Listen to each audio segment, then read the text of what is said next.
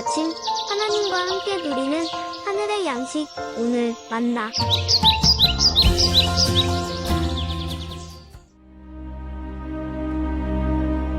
모세의 장인이며 미디안 제사장인 이드로가 하나님이 모세에게와 자기 백성 이스라엘에게 하신 일, 곧 여호와께서 이스라엘을 애굽에서 인도하여 내신 모든 일을 들으니라.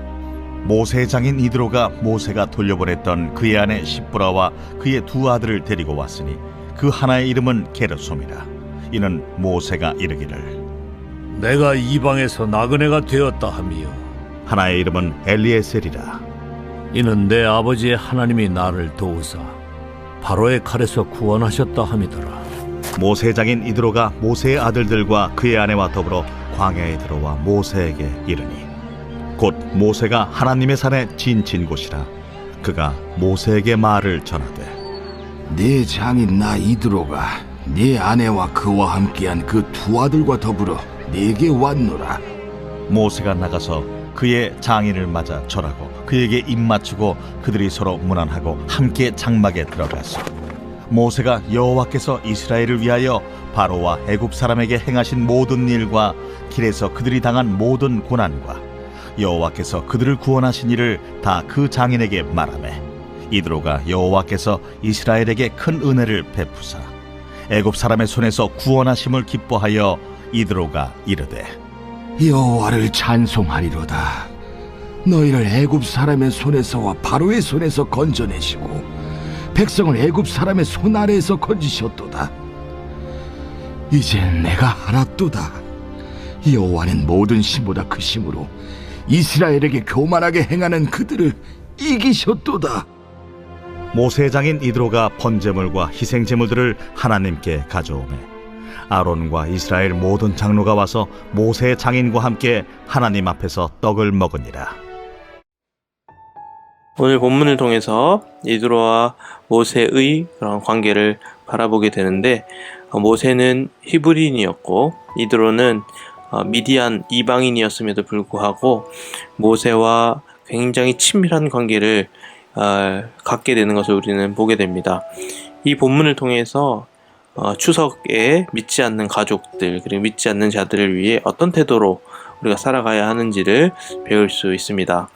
먼저 우리에게 필요한 것은 상대방에 대한 존중인 것을 우리는 알게 됩니다.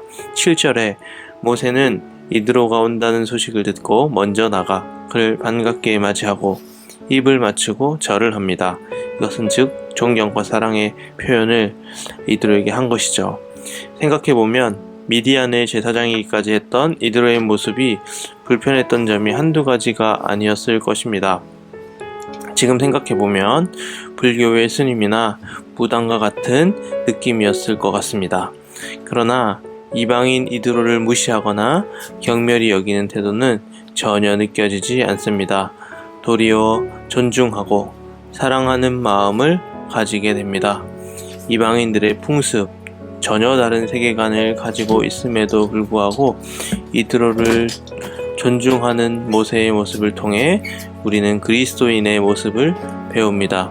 성경에 근거한다면 모든 인간은 하나님의 형상으로 만들어졌습니다. 구약시대에 살인하지 말라고 하신 것은 그 대상의 이를 뿐만 아니라 그 사람 안에 있는 하나님의 형상을 훼손하는 것이기에 살인은 하나님과 그 이웃에게 둘 다 해를 입히는 일이라는 것입니다. 예수님께서는 이웃에게 욕하는 사람이 살인한 사람이라고 표현합니다.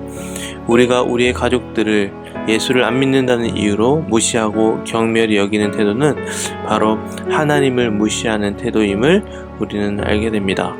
한 사람의 하나님의 형상을 존중히 여기시는 여러분들의 삶이 되기를 소망합니다. 둘째로 우리 믿지 않는 자들에게 복음을 전해야 합니다. 이드로와 친밀한 관계를 맺는 모세는 하나님에 대한 이야기를 많이 해줬던 것 같습니다. 1절에 보면 하나님이 모세와 이스라엘 백성에게 하신 일, 애굽에서 인도하여 내신 모든 일을 이드로가 들었다고 말하고 있습니다.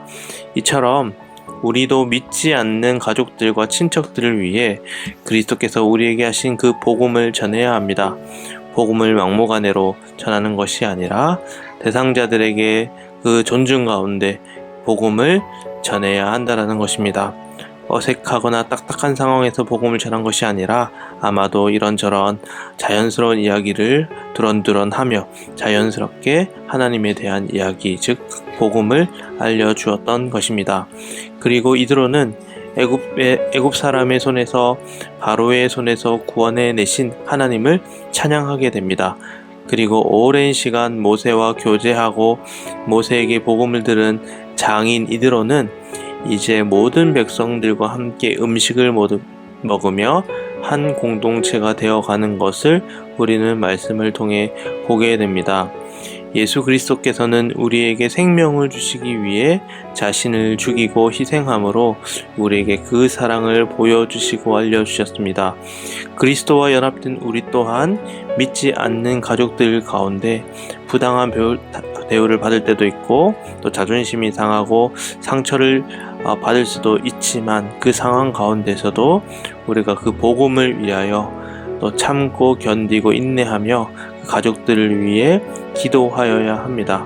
그들 안에 있는 하나님의 형상을 보고 그들을 존중하며 사랑하며 살아가야 한다라는 것입니다.